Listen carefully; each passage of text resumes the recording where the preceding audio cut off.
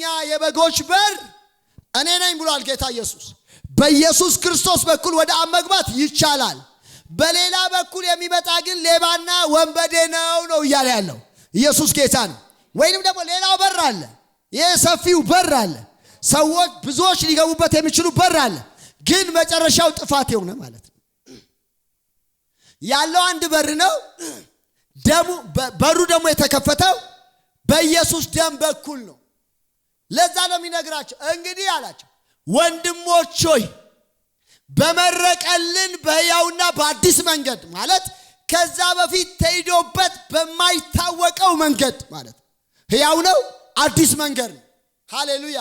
አድካሚውን መንገድ ለምን ሰው እንደሚመርጠው አላውቅም። ሰው ይፈልጋል። እግዚአብሔር እንደዛ አላለም። በክርስቶስ ጨረሰና አዲስ መንገድ ነው፣ ግቡበታል። ኢየሱስ ጌታ ነው። ሃሌሉያ። ኢየሱስ ስራዬን ሰርቶልኛል በሉ እስቲ። በአዲሱ መንገድ እገባለሁ በሉ እስቲ። በጌታ በኢየሱስ ስም ይሄ ይሁንላችሁ። ሰው እንግዲህ በመረቀልን በሕያውና በአዲስ መንገድ በክርስቶስ ምን አለ? ደም የመጀመሪያ ያስቀምጠዋል። በኢየሱስ ደም በኩል መግባት ትችላላችሁ። ሃሌሉያ። ይህንን ደም ለሰው ልጆች ብሎ ያፈሰሰ ምንም አይነት ፍጥረት የለም። መልአክ የለም፣ ሰው የለም። በክርስቶስ ደም በኩል ካለ በኋላ ደግሞ በመጋረጃው ማለትም አለና በስጋው በኩል ደሙ አለ፣ ስጋው አለ። ስጋውን እንደምን ወስዶታል? እንደ መጋረጃ ወስዶታል። ከዚህ መጋረጃ ውጪ ብትገባም የምታገኘው ሌላ ነው። ግልጽ ነው። ኢየሱስ ጌታ ነው። በኢየሱስ ስጋ በኩል በሉ እስቲ ወደ አብ መግባት እችላለሁ በሉ እስቲ። በኢየሱስ ደም በኩል በሉ ወደ አብ እገባለሁ በሉ። ሃሌሉያ። ስለዚህ የጌታችን የኢየሱስ ክርስቶስ ደም እስራት የተፈታበት ወደ አብ የቀረብንበት ነው።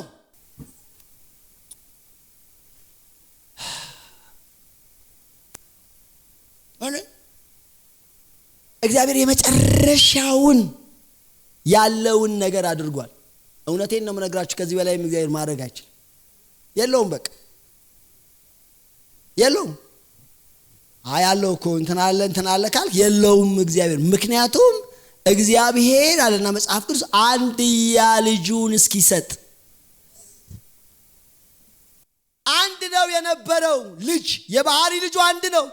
ከዛ እሱን ወደዚህ ምድር በሰው አምሳል ላከ፣ ወይንም ሰው አድርጎ ምን አለ ላከው። ኢየሱስ ጌታ ነው። እሱ ደግሞ ያለ መሰሰት ኢየሱስ ጌታ ነው። ሃሌሉያ። ደሙን አፈሰሰ፣ ስጋውን ቆረሰ። ይሄንን በመቀበል ትድናለ። ቤዛክ ነው ሲባል ሰው ካልተቀበለ እግዚአብሔር ሌላ የለውም። ኢየሱስ ያድናል። ዛሬም ለእናንተ የክርስቶስ ደም ካላችሁበት ነገር ሁሉ ነፃ ያውጣችሁ። ዛሬም እናንተን የጌታ የኢየሱስ ክርስቶስ ስጋ ካላችሁበት ነገር ሁሉ ነፃ ያውጣችሁ። ሃሌሉያ። ክብር ለጌታ ለኢየሱስ ይሁን። ሶስተኛ ትንሽ ነገር ልንገራችሁ። ኃጢአት የሚባለው ነገር እኛ ምን ይመስለን ከምትኑ ስለምንጀምር ነው፣ ከድርጊት ነው ብለን ስለምናስብ ድርጊት ኃጢአት ይሁን የሚከናወኑ ነገሮች ኃጢአት አይደሉም። ኃጢአት የሚባለው ነገር ማንነት ነው፣ ፐርሰን ነው። ወደዚህ ዓለም የገባ ነው። አይናችሁ ቢከፈት የምታዩት ነገር ማለት ነው። እንዲህ የሚታይ ነገር ነው፣ ታንጀብል ነገር ነው። መጽሐፍ ቅዱስ የሚለን ያንን ነው።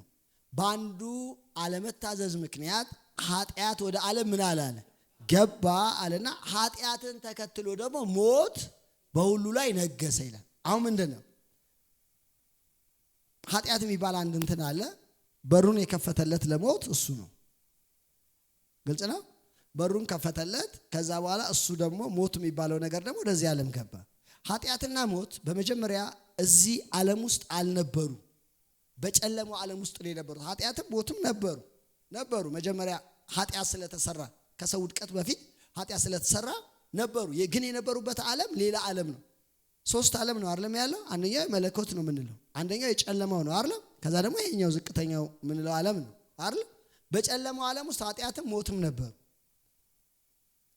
ሔዋንና አዳም ሲሳሳቱ ያደረጉት ምንድነው? ወደ እነሱ ዓለም ወይንም ወደ ሰው ዓለም ሞትና ኃጢአት እንዲገባ ነው የጋበዙት፣ በርን የከፈቱ። ግልጽ ነው። ስለዚህ ኃጢአት የሚባለው ነገር ማንነት ከሆነ ይሄኛው ነገር ፍሬው ነው ማለት ነው፣ ወይንም መገለጫ ነው ማለት ነው። ወይንም የሚቆጠር ነገር በዚህ ዓለም ስለሚያስፈልግ የሚቆጠረው ነገር ማለት ነው። ይሄኛው ኃጢአት የሚባለው ነገር ግን ሌላ ነው፣ ፐርሰን ነው፣ አካል ነው፣ የሚወልዳቸው ነገሮች ናቸው እነዚህ። ኢየሱስ ጌታ ነው። አሁን ኢየሱስ ክርስቶስ ያደረገው ምንድነው? እኛ በሱ የእግዚአብሔር ጽድቅ እንድንባል ኃጢአት ያላወቀውን እሱን ምን አደረገው አለ። እኛ የእግዚአብሔር ጽድቆች እንድንሆን ልውውጥ ተካሂዷል ነው የሚለን መጽሐፍ ቅዱስ። ኢየሱስ ጌታ ነው። ይህንን መሸከም የሚችል ሰው አለ ወይ? የዓለምን ኃጢአት በራሱ ላይ ማስቀመጥ የሚችል ሰው የለም። ነገር ግን የዓለምን ኃጢአት የሚያስወግድ የእግዚአብሔር በግ ብሎ ዮሐንስ ሲናገርለት እየመሰከረልን ያለው የሆነ ወቅት አለ። ኢየሱስ አብሩክ ብሎ ወይም ተንበርክኮ ኃጢአትን የሚቀበልበት ኃጢአት መወገድ መቀጣት ስላለበት ማለት ነው። ኢየሱስ ያድናል። ሃሌሉያ። ስለዚህ ጌታ ኢየሱስ ክርስቶስ የኃጢአታችን ምንድነው ይለዋል መጽሐፍ ቅዱስ? ማስተስረያ ነው ይለዋል። ኢየሱስ አይ ቲንክ ጌቴሰማኔ ላይ ሲያጣጥር የደም ላብ አላበው ይላል አይደል? እኔ አሁን ሳስብ ስለሚገረፈው ግርፊያ አስቦ ምናምን እንደው ፈርቷቸው ምናምን ነው ብዬ አላስብም። ነገር ግን የማስበው ምንድነው? ኢየሱስ ክርስቶስ ኃጢአት ያላወቀው እሱ ኃጢአት ሊሆን ስለሆነ በዛ መጣጣር ውስጥ የመጣ ጭንቀት፣ የነፍስ ጭንቀት ያመጣው ላብ ነው ብዬ ነው ማለት። ኢየሱስ ጌታ ነው። ጌታ ኢየሱስ ክርስቶስ የጌታ የኢየሱስ ክርስቶስ ደም ከኃጢአት ሁሉ ምን ይላል አለ? ያነጻል። ስለዚህ ሶስተኛው ኃጢአትን ማስወገድ የሚችል የኢየሱስ ክርስቶስ ደምና ስጋ ብቻ ነው። በኢየሱስ ክርስቶስ ደም ከታጠባችሁ በኋላ አሁን ይኸውላችሁ እቺን ነገር ያዟት። በጣም ብዙ ሰው የሚቸገርበት ነገር ስለሆነ ማለት ነው። ድሮ በጥንት ዘመን ሰይጣን ምን ያደርጋል? ሰይጣን ሰዎችን እግዚአብሔር ጋር ሄዶ ይከሳል። ታላቁን ካህን ኢያሱን በእግዚአብሔር ፊት ምን አለው ይላል?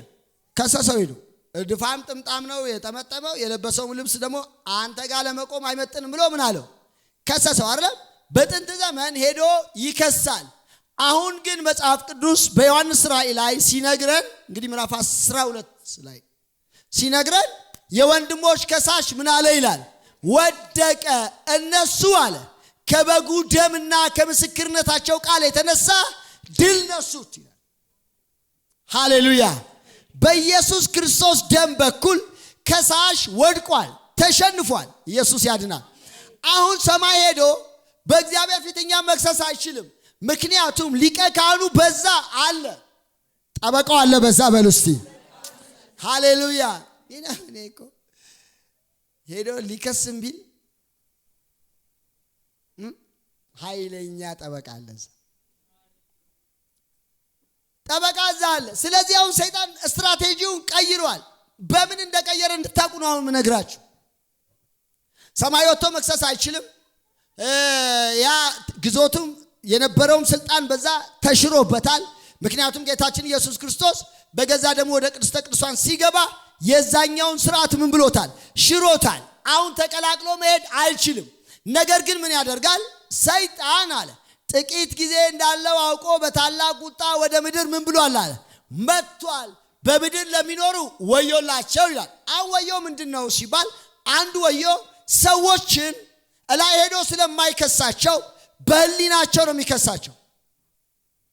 እግዚአብሔር ጋር ይከሳቸው። ለራሳቸው ህሊና ግን ምን ይላቸዋል? ይከሳቸዋል፣ ይወቅሳቸዋል። ኢየሱስ ጌታ ነው። ሃሌሉያ። ዛስ ዋይ አንድ ሰው በአንድ ነገር ላይ 10 ጊዜ የሚናዘዝበት ዋናው ምክንያት ምንድነው? እግዚአብሔር ሳይሆን ሰይጣን ስለሚከሰው። መንፈስ ቅዱስ በብርሃን ይወቅሳቸዋል አይደል? ዓለምን ስለ ኃጢአት፣ ስለ ጽድቅ፣ ስለ ፍርድ ምን ይላል? ይወቅሳል። መኮነን አይደለም የመንፈስ ቅዱስ ስራ፣ መውቀስ። ይወቅሳቸዋል፣ ትመለሳላችሁ አይደል? ከዛ ትናዘዛላችሁ፣ በክርስቶስ ደም ትታጠባላችሁ አይደል?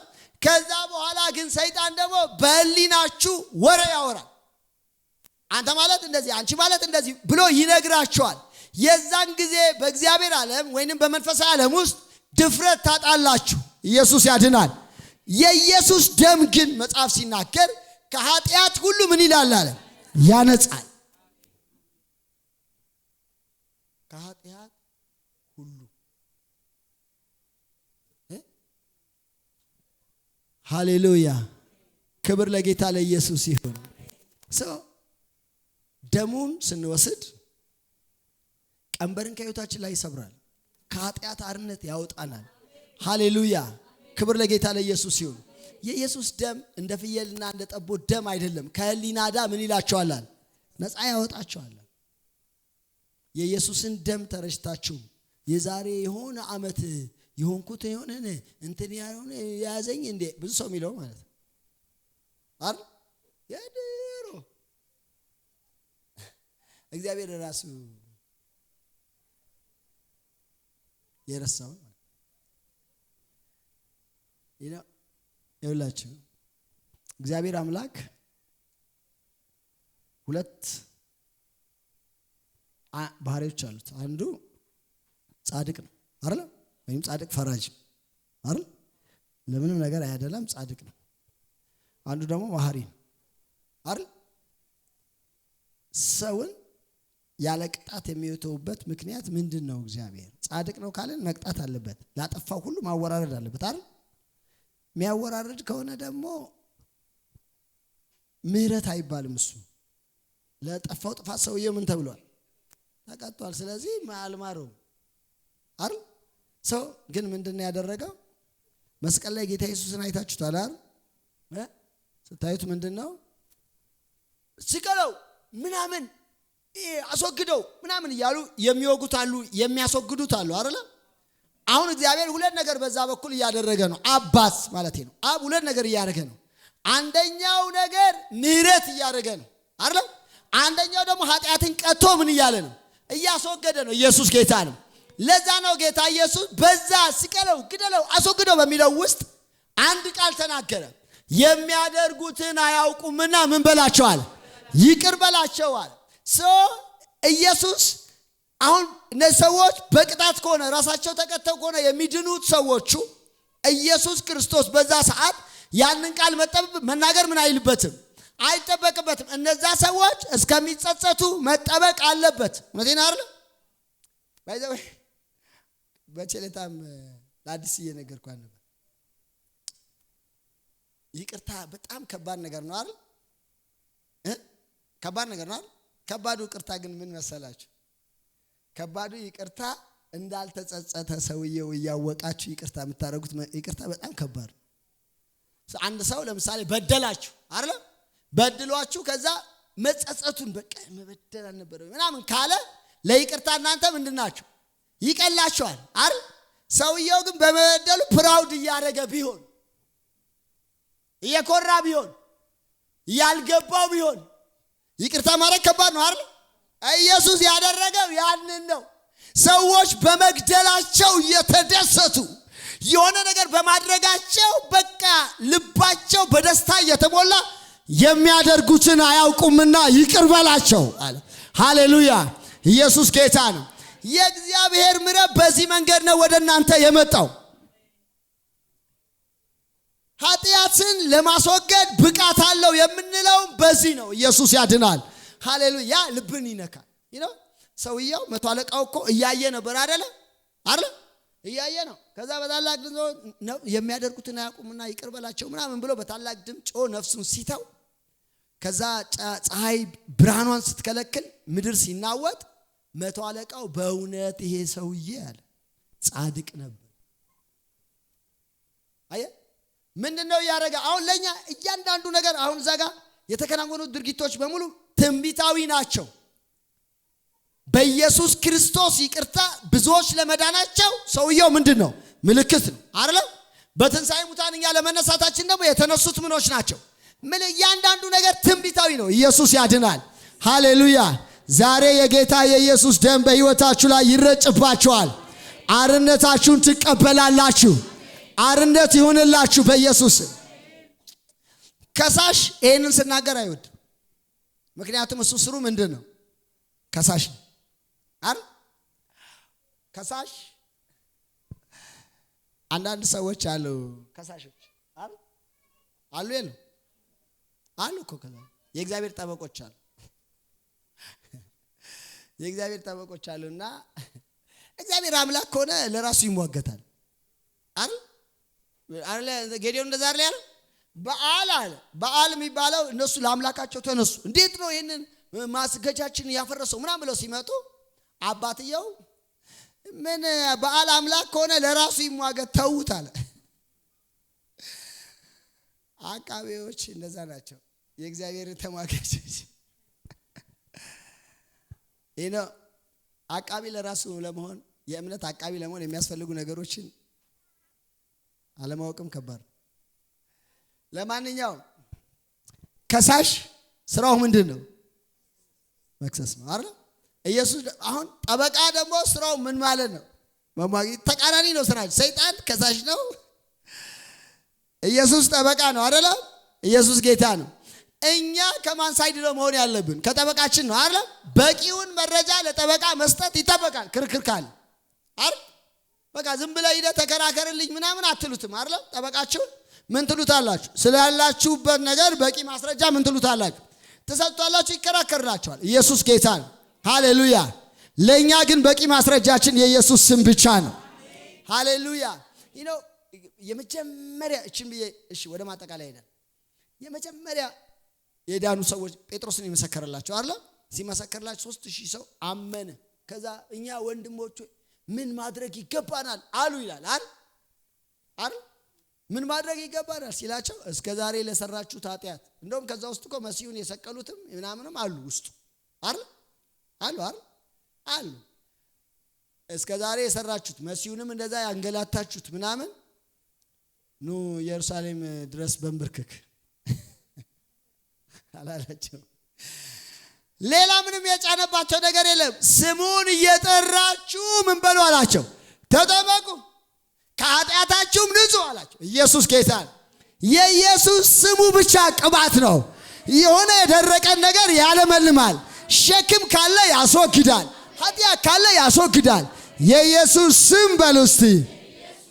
መድኃኒት ነው በሉ እስቲ። አዎ መልአኩ መጥቶ እኮ እንደዛ ነው። ስሙንም ኢየሱስ ትይዋለሽ፣ ህዝቡን ከኃጢአታቸው ምን ይላቸዋል? ያድናቸዋል። ማዳን የሚችል ካለ ኢየሱስ የሚለውን ስም የተሸከመ መሆን አለበት። ኢየሱስ ማለት አዳኝ ማለት ስለሆነ አዳኝ ማለት ስለሆነ ስም እንደ ተግባር አይደለም። ስለዚህ የኢየሱስ ስም በሉ እስቲ። ከኃጢአት ያነጻል፣ በሮችን ይከፍታል፣ ነፃ ያወጣል። የኢየሱስ ደም በሉ እስቲ። ህይወት ተሸካሚ ነው በሉ እስቲ። አዎ ይኸውላችሁ ማንኛውም ነገር የሚያበላሸው ህይወትን ነው አይደል? የኢየሱስ ደግሞ ይዞልን የመጣው ህይወት እኔ አለና ህይወት ዮሐንስ ወንጌል ምዕራፍ 10 ቁጥር 10 አይደል? ህይወት እንዲሆንላችሁ እንዲበዛላችሁ መጣው። ክብር ለጌታ ይሁን። ሃሌሉያ። ኢየሱስ የሚበዛ ህይወት ይዞላችሁ ነው የመጣው። ያ ህይወት እንዲበዛልን ደግሞ በነፃነት በቃ ስጋዬን ብሉ ደሜን ጠጡ ብሎናል አይደል? ኢየሱስ ጌታ ነው። ስጋውን ስንበላ ደሙን ስንጠጣ በኢየሱስ ስጋና ደም ውስጥ ያለ ህይወት ለኛ ይሆናል ማለት ነው። ሃሌሉያ። ዛሬ የሆነ ሰው ተፈውሶ ይወጣል። የሆነ ሰው ተባርኮ ይወጣል። ደሙ የያዘውን መልካም ነገር ሁሉ ለእናንተ ታረጋላችሁ። ሃሌሉያ። የሚፈልገው እምነት ብቻ ነው አይደል? ይሄ የጌታ ስጋና ደም ከኛ የሚፈልገው ነገር እምነት ነው። ሌላ ነገር የለም። ያለ እምነት ከወሰድነው ወይኑም ወይን ነው፣ ህብስቱም ህብስት ነው። ተጨማሪ ነገር የለውም። በእምነት ስንወስደው ግን ጳውሎስ እንደነገረን ከኢየሱስ ክርስቶስ ስጋና ደም ጋር ህብረት እንዳለው ምን አትሉ ማለት አታውቁም ምን አለ። ስለዚህ ከክርስቶስ ደም ጋር ህብረት አለው፣ ከስጋው ጋር ህብረት አለው ስትሉ በስጋ ውስጥ ያለ ህይወትና በረከት ለእናንተ ይሆናል። ክብር ለጌታ ይሁን። የኛን ክፍተት የሚሞላው እሱ ብቻ ነው። ለጌታ ክብር፣ እልልታና ጭብጨባ